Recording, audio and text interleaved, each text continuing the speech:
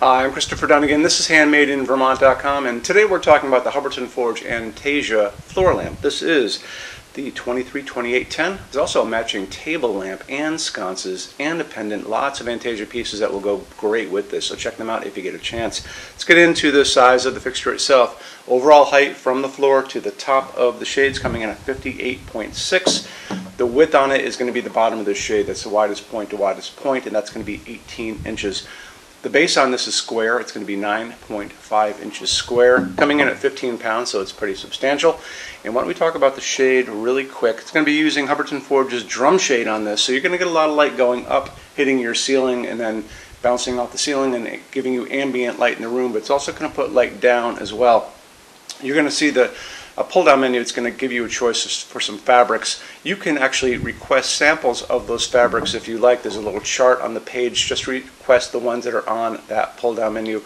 On that chart, you just kind of tick those little boxes, put in your name and address, and we'll send them out to you in the mail for free. So it's nice to have those. It's going to be 18 inches across the bottom, slightly smaller across the top, 17.5. Going up is going to be 9 inches. The spider at the top of this is the spider, is going to be in black, just so you know. The inside of it is a very substantial, heavy white plastic that's matte, so it's going to reflect the light all over the place. But light's going to come through this as well, so just something you might want to think about. Why don't we get into a couple other things. I want to show you the installations instructions really quick, because it's going to show you a lot of the parts of this. So if you're on the page for this on Handmade in Vermont, look over that side of the screen. Midway down, you're going to see a link. It's going to say click here for installations, instructions, PDF. Open that out for me. So that is going to show you, you're going to have a parts bag in this. It's going to show you some little parts. This is a finial. It goes on top of this to hold on the shade onto the lamp. This is a little retaining piece. It's actually it sits inside of this metal diffuser, just like that, and then this goes over that, and you put it all on top. You put the glass on first, and then you put those little parts on, and it's just made to hold it onto the shade.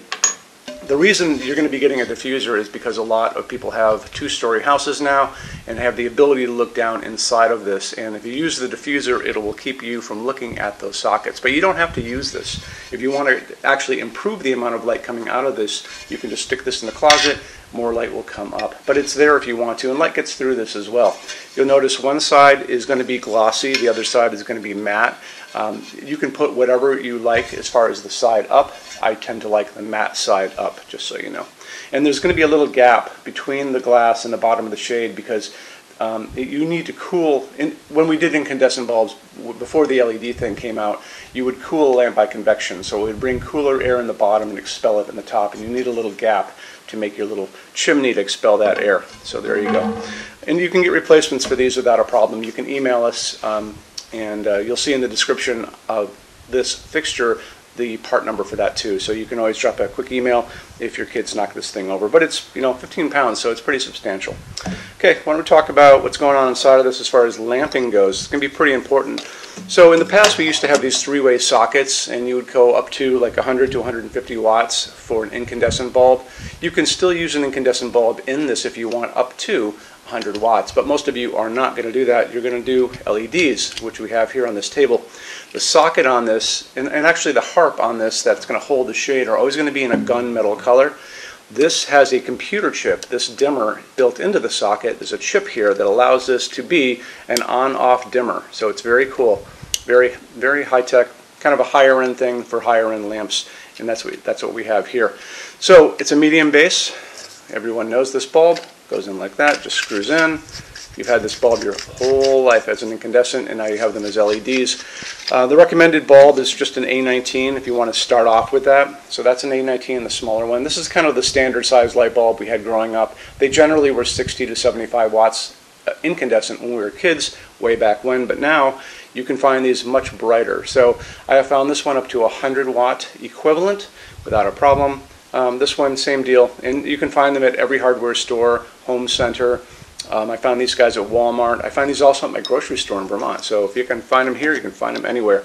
The harp on this is going to be large enough to accommodate a bigger bulb, though. So if you guys are using LEDs, the rule of thumb is going to be how big a bulb can I get into the fixture itself. So that's your limit, and you can get a lot in there. So we know that this is an A19, right? This is an A20, so it's a little bit bigger. This is an A21, just a smidge bigger, and all of these will fit into this lamp.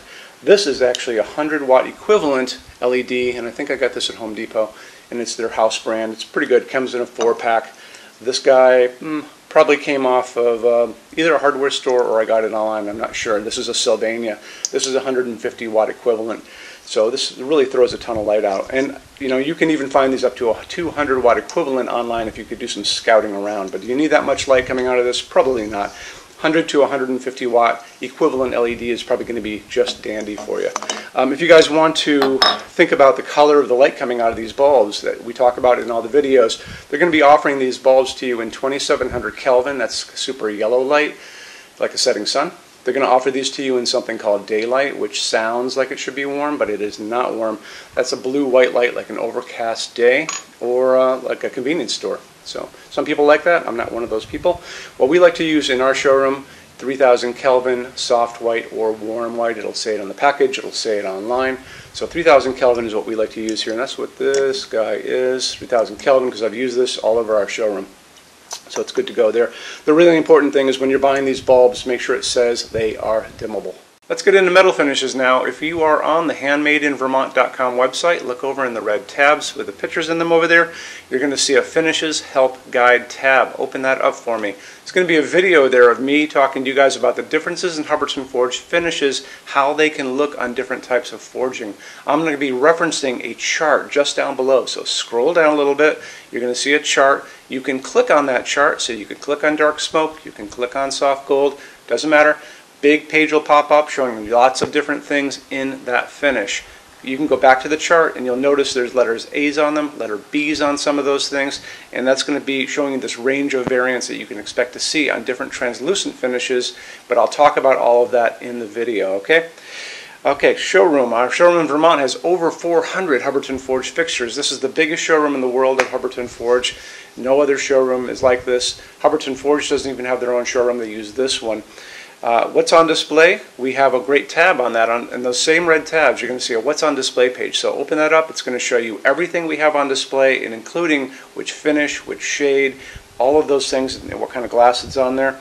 We're open every day except Sunday, 11 to 6. I'm here every day except Sunday from 10 a.m. to 6 p.m. Eastern Time. We also have an amazing clearance center.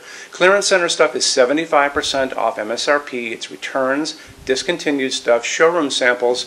You have to come here to use it. Can't call us or email us about it, but it's definitely worth coming in to look at if you're in Vermont. Plus you want to use the showroom anyway because there's just so much great stuff here to see. Our number in Vermont, 802-446-2400. You can email us 7 days a week, 24 hours a day. Love to answer emails, and it's sales@HandmadeInVermont.com. So when you order from HandmadeInVermont.com, shipping is going to be free to every state except Alaska and Hawaii. No tax if we ship out of the state of Vermont. And we're the only dealer with 90-day returns, no restocking fee. Nobody else does that.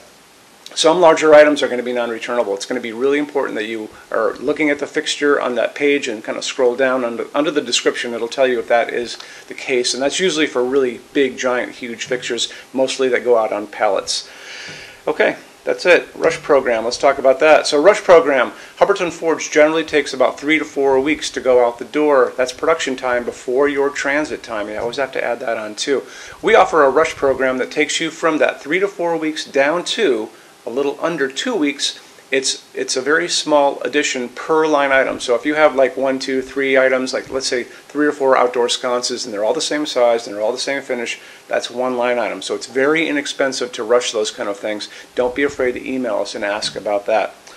Okay, so that's really it. If you guys have any other questions, let us know. We would love to see you in our showroom sometime. And thanks for stopping in.